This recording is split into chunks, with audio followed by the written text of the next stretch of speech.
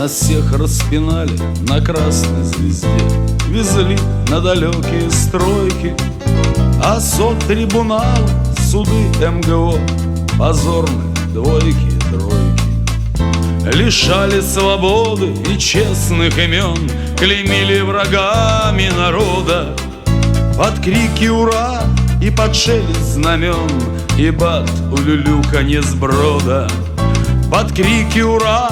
и под шелест знамен, и под улюлюканье сброда.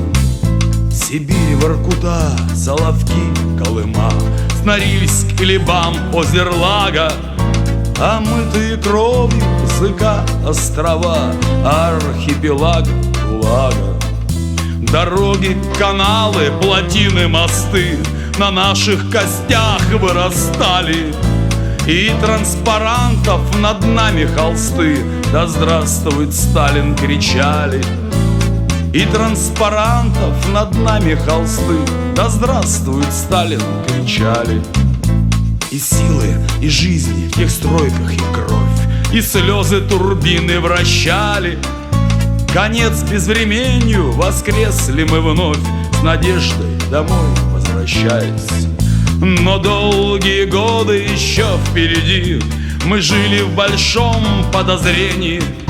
Не в счет партбилет, ордена на груди и справка об освобождении. Не в счет партбилет, ордена на груди и справка об освобождении.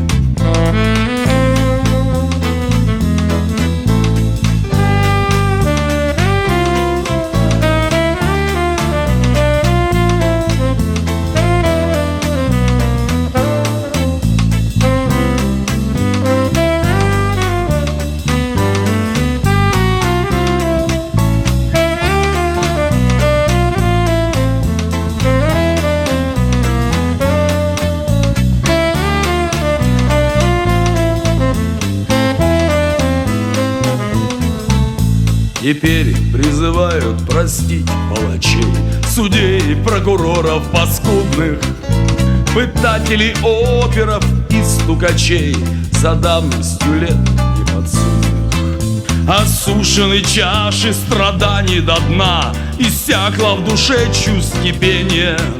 Но ночью и днем мы стерзает одна, за что нам такие мучения? Но ночью и днем мы стерзает одна, за что нам такие мучения?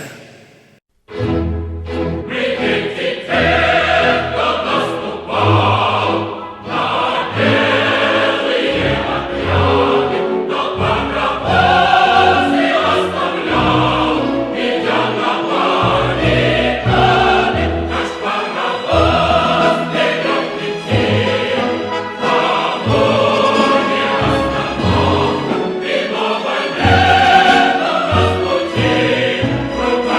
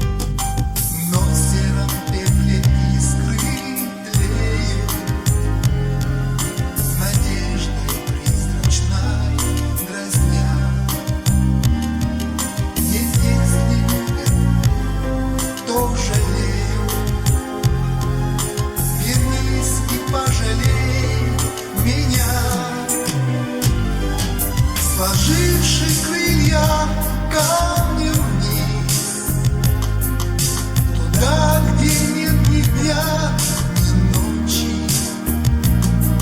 Вернись, пожалуйста, вернись.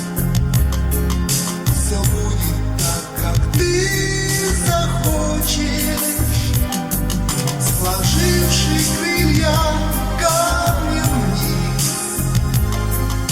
туда, где нет ни дня, ни ночи. Вернись, пожалуйста, вернись.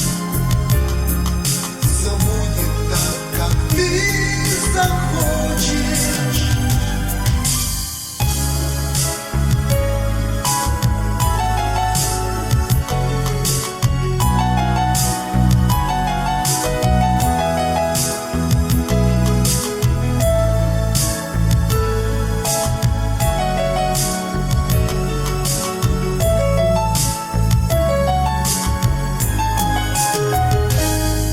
Ты помнишь ночь трех берез и звезды, что летели, искрились. Тебя унес четвертый рейс, а мы с тобой не помирились, сложивший крылья камнем вниз. Но самая тяжелая экспозиция посвящена истории колымских лагерей. Зырян-Лаг. Так называлось лагерное подразделение, действующее в структуре Дальстроя. Располагалось оно здесь, в Зырянке. Практически все, что мы видели в поселке, построено руками заключенных. Они прокладывали дороги, добывали уголь, работали на реке. И жили здесь же, в Зырянке, за колючей проволокой и под круглосуточным надзором. Осужденные со всей страны, каторжники и жертвы системы. Количество репрессированных, статьи, по которым их посадили, даты смерти – все это неизвестно. Сегодня можно восстановить лишь частичную картину того, что происходило здесь в 50-е годы, по рассказам тех, кто смог их пережить. Мы едем по трассе, которая проложена на месте старой узкоколейной железной дороги. По ней-то и возили уголь до райцентра в 40-е годы. Сегодня, чтобы попасть на разрез, необходимо по пути в угольное вовремя свернуть влево. Ничего себе! Любой проезжающий мимо может выйти и увидеть, как идет добыча угля. Да что увидеть? Его можно даже потрогать. Вот он здесь. Под снегом. Чего себе! Интересно, что в 30-е годы разработка угля шла закрытым способом, с помощью шахт, но их уже не найти. Сейчас уголь добывают открытым способом. Верхнюю часть земли снимает большой экскаватор, он вскрывает грунт, после чего опускает уголь в грузовик. Все просто. Каменный уголь начал появляться на Земле около 400 миллионов лет назад. Тогда здесь были болота, и на них рос огромный папоротник. Ветви падали в воду, опускались на дно и не гнили.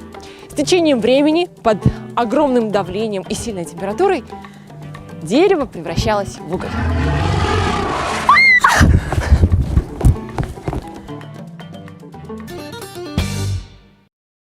Каменные дома и одна дорога. Вот тебе и село Угольное, главный поставщик угля на Колыму. Да, поселок действительно вымирает. За последние 20 лет население здесь сократилось в 5 раз. Сейчас в Угольном живет где-то около 250 человек. Но на улицах вообще никого нет.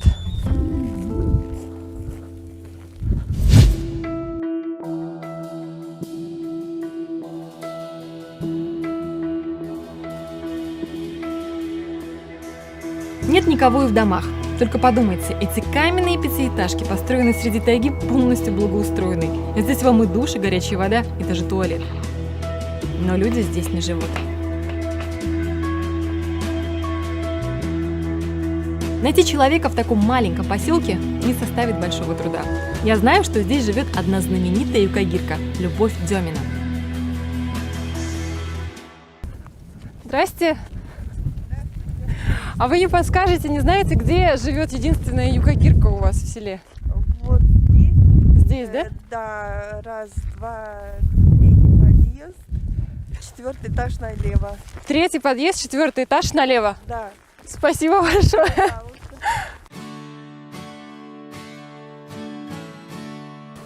Здрасте. Любовь Николаевна. Ой, здравствуйте. Проходите, пожалуйста. Проходим. Свет. Свет, вот он. Здравствуйте. Здравствуйте. Очень приятно с вами познакомиться.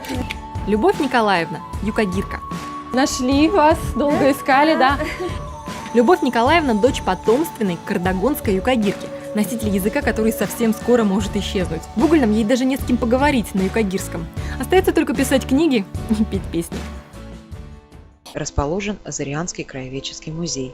Одна из экспозиций посвящена временам ГУЛАГа. Самый, пожалуй, известный экспонат – часть бруса несущей стены дома с посланием одного из репрессированных. Это своеобразное напоминание о себе было найдено при разборке старого дома. Слова, написанные химическим карандашом, сейчас уже обесцветились, но разобрать их все еще можно. Василий Никифорович родился в 1915 году. Осужден в 1935 году по статье 58.1а на 10 лет и в 1938 году по 82 г на 3 года. Всего 13 лет. Осужден в Донбассе. В честь автора этого письма и многих других без вины виноватых, неизвестных, в 2005 году рядом с администрацией был установлен памятник репрессированным, освященный покойным владыкой Зосимой.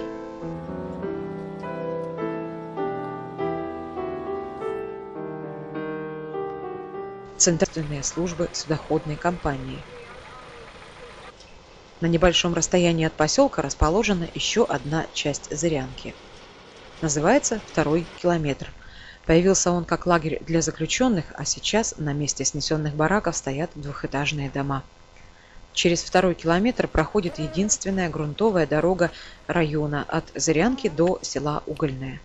Во время ледохода весной 2012 года вода в нескольких местах размыла трассу и примерно в 5 километрах от поселка обнажила старую, проложенную еще во времена ГУЛАГа узкоколейку, которая шла как раз от места добычи угля до 2 километра. И представьте себе, на территории микрорайона когда-то даже существовал железнодорожный вокзал. Уже много лет на этом месте совсем другое здание.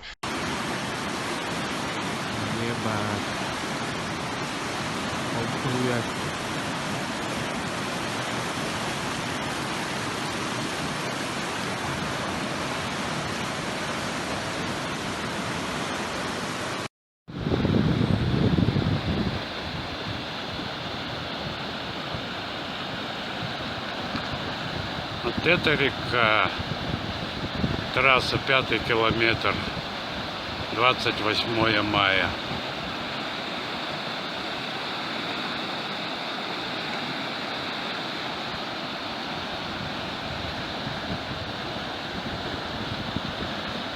Горный поток